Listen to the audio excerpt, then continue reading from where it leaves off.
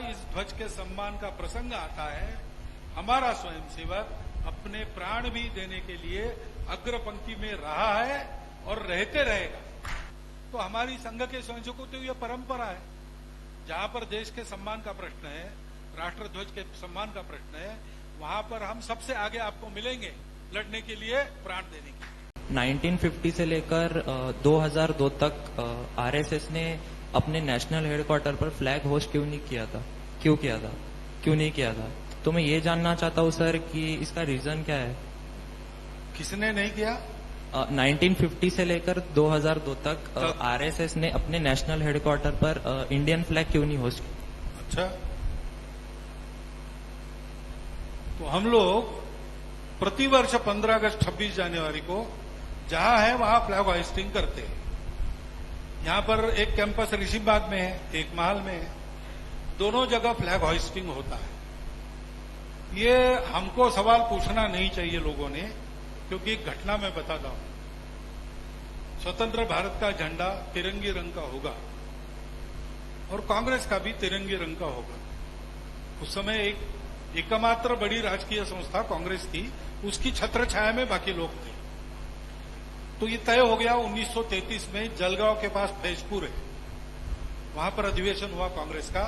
पहली बार 80 फुट ऊंचे पोल पर जवाहरलाल नेहरू जी के हाथ में रस्सी देकर ध्वज फहराया गया, लेकिन वो बीच में लटक गए। 10,000 लोग थे। अब क्या करें? 40 फीट ऊंचा चढ़ना है, बांस पर चढ़ना है। तो एक जवान दौड़ के आया, वो चढ़ा, उसने वो गुत्थी सुलझाई, ध्वज को ऊपर तक ले गया, नीचे आ गया। लोगों ने जय जयकार किया, उसको कंधे पर लिया। जवाहरलाल जी ने उसकी पीठ थपथपाई, कहा कि कल अधिवेशन में आओ, तुम्हारा हम सार्वजनिक अभिनंदन करेंगे। लेकिन वो हुआ नहीं, क्योंकि कुछ लोगों ने उनको जाके बताया कि ये संघ की शाखा में जाता है, तो वो नहीं हुआ। यहां डॉक्टर हेडगेवार थे, उनको पता चला, तो वो प्रवास करके वहां गए और एक छोटा सा पीतल का ही लोटा उसको बख्शिश दिया, उसकी पीठ थपथपाई। उसका नाम था किशन सिंह राजपूत। वो 7 साल पहले उनका देहावसान हो गया। मैं उनको 2 बार मिला।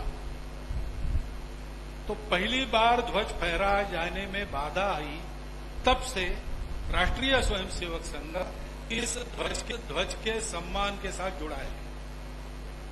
2 दिन ध्वज फहराने की बात है, वो भी हम कर रहे हैं, परंतु वो फहराए नहीं फहराए, जहां जहां इस ध्वज के सम्मान का प्रसंग आता है, हमारा स्वयंसेवक अपने प्राण भी देने के लिए अग्रपंक्ति में रहा है और रहते रहेगा।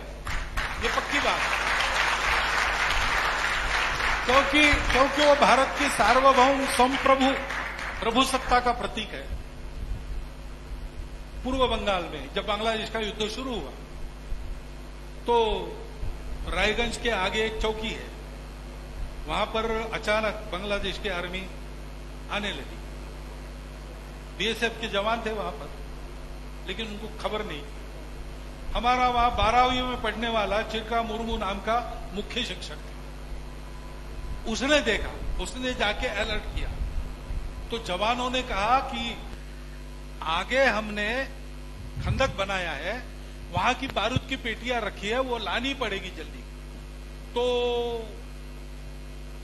हम अभी डिफेंस में हैं, तो 2 ही लोग मिल सकते हैं, एक तीसरा चाहिए। तो ये जवानों के साथ वो पेटियां लाने के लिए गया और पेटियां लाते समय वो शहीद हो गया। वहां पर उसका छोटा स्मारक हम लोगों ने बनाया और उस दिन वहां वार्षिक कार्यक्रम होता है। तो हमारी संघ के स्वयंसेवकों की यह परंपरा है।